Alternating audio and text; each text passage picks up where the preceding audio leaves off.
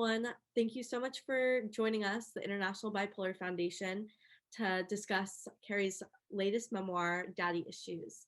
Um, Carrie is a graphic artist and writer with bipolar disorders, and she wrote Daddy Issues about her experience growing up with a volatile father who had bipolar and whom she lost to suicide, and how accepting her own diagnosis taught her to forgive him. Carrie began her career as a feature writer for an online publication and then worked as a film and television graphic designer for 16 years. In 2021, she retired from the entertainment industry to focus on mental health advocacy and suicide prevention. She writes for BP Hope Blog, BP Magazine, NAMI, DBSA, and the Medical News Today, and many others. And you can find more information about her at her website, darknessandlight.org. Thank you so much for joining us today, Carrie. Thank you for having me. Well, I'm so excited to discuss daddy issues. And I want to know, my first question was, why did you write this book and what were your hopes for this book? Yeah, so I wrote this book. It really started originally as a series of personal journal or diary entries. Throughout my life, I've been pretty good about, keeping a journal, keeping a diary, writing down my thoughts, reflecting on how I feel about things in the moment as I experience my life. And after years and years of not only, going through a lot of different things, but, recording them and writing down how I felt about them at the time, eventually I started realizing that I had so much written down that I had a book on my hands.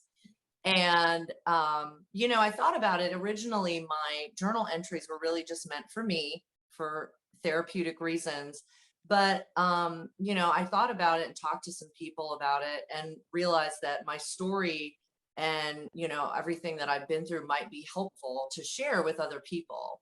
So I really wanted to give back to the community and, share my story to hopefully, give hope to people. And that's really what my goal is of the book, is to show that, life is possible to be, it's possible to live life happily, to live a full life, even if you live with this illness. And even if you have lived through things like growing up with a parent who had bipolar disorder or losing someone to suicide, or if you've survived a traumatic relationship.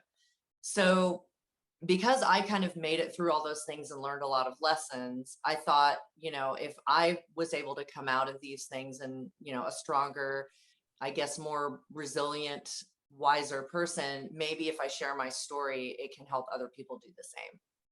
Yeah, definitely. I love that message. And I think that just by sharing your story and helping people and reminding them that they're not alone in what they're going through, that's how we build hope and connection to help us get through all those hard moments. And so how did writing this book help you process your experience living with bipolar and living with a parent with bipolar disorder? Yeah. So for me as a whole, I feel like the entire process of writing the book was ultimately what helped me forgive my dad. Obviously, the book goes into a lot more detail, but growing up with, a parent who had bipolar, who was unpredictable, who could be really volatile, I had a lot of complicated emotions. I felt like a desperate need for his attention and love, and yet I was angry and resentful at him at the same time. And really like doing things like writing my journal, but then of course turning it into a book and reliving, I guess, everything, but looking at everything with fresh eyes really helped me understand him a little bit better and see things kind of from a macro point of view. And it really helped me forgive him. And also just reflecting on even small things that I forgot about, just kind of digging through my past to tell stories and share everything, and not quite re-experiencing it, but putting myself back there in that moment and thinking about how did I feel and what did I do. I learned a lot about myself just through writing, and reflecting and coming to terms with my own illness and going, oh, I never thought about that. But when I did that thing, that was probably me having a manic episode or, something along those lines. So it helped me learn more about myself and my dad and forgive him. Well, that's awesome.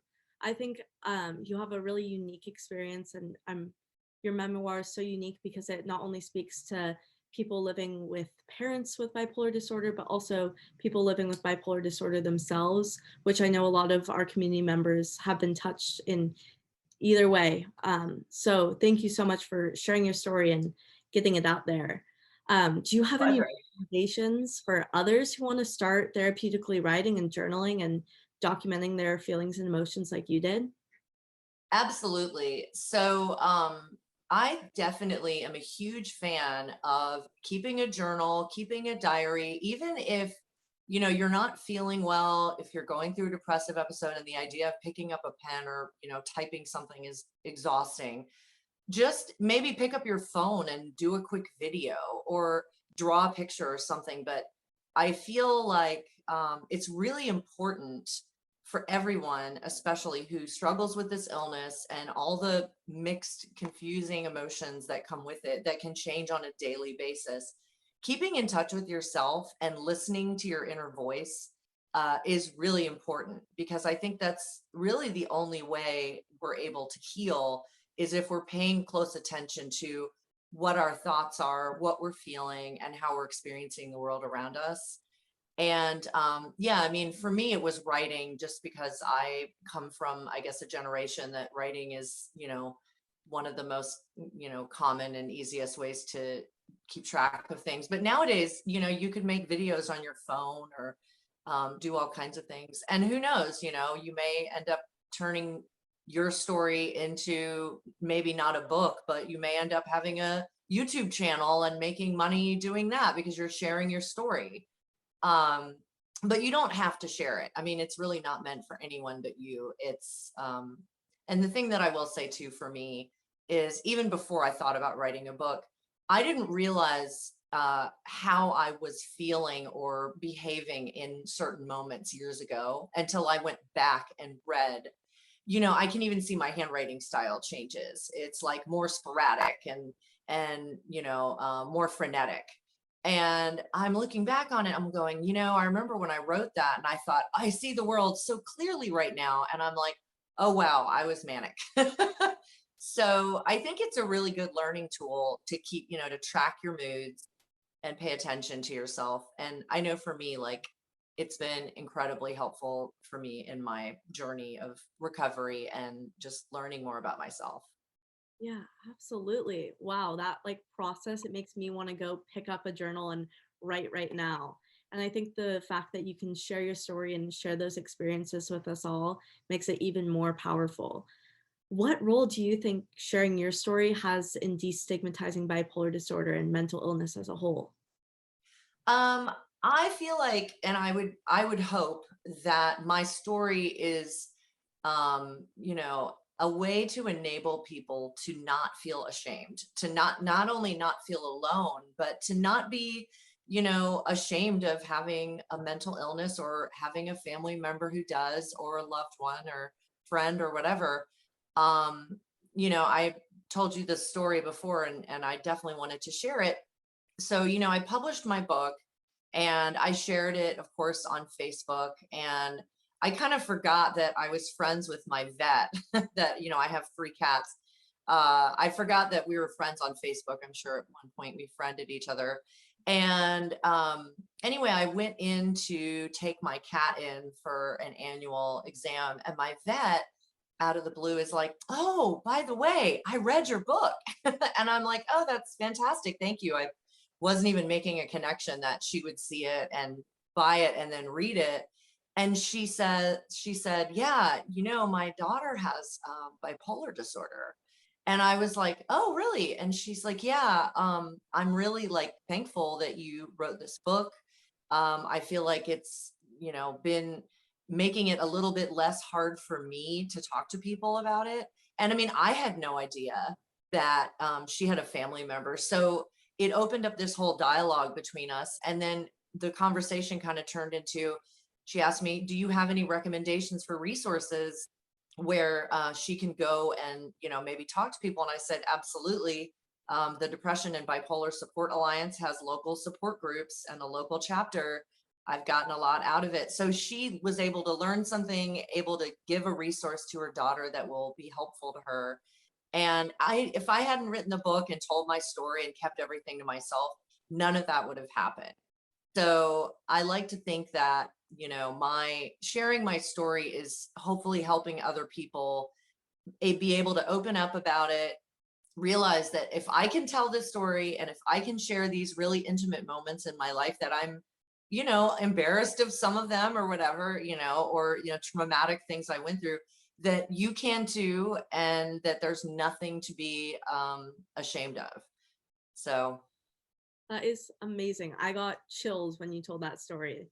And so awesome. And I think that's the foundation of how we can help destigmatize mental illness, is just by sharing our story and finding connection with others, because that brings hope to all of us. So thank you so much, Carrie, for coming on here, sharing your story, and writing your book, Daddy Issues. Do you want to let the absolutely. audience know where they can find you or order the book? Yeah, the best way is to go through my website. You can go to darkness, Darkness, the word, and And, the whole word spelled out, light, all one word. So it's darknessandlight.org. And I'm sure you'll put the link Mhm. here as well. But you can also just go directly to Amazon. If you search on Amazon for Daddy Issues, a memoir, or my name, it will come up. So yeah, I would love to, share my story with more people, and, check out my blog anyway. I write plenty of articles for lots of different places, including on my blog. I just started doing video blogging with BP Bipolar Magazine. So that's kind of a new experience. This experience and my video blogging, I'm not used to being in front of a camera, but it's really fun. And so, yeah, I'm just hoping to share my story with people and get the word out, and, you know, destigmatize mental illness. Awesome. Well, thank you so much, Carrie. We're so lucky to have you today. And I'll leave the link to find more about Carrie and to order her book in the comments down below. Well, Okay. thank you so much for having me. It's been an honor. You guys are a wonderful organization. So thank you.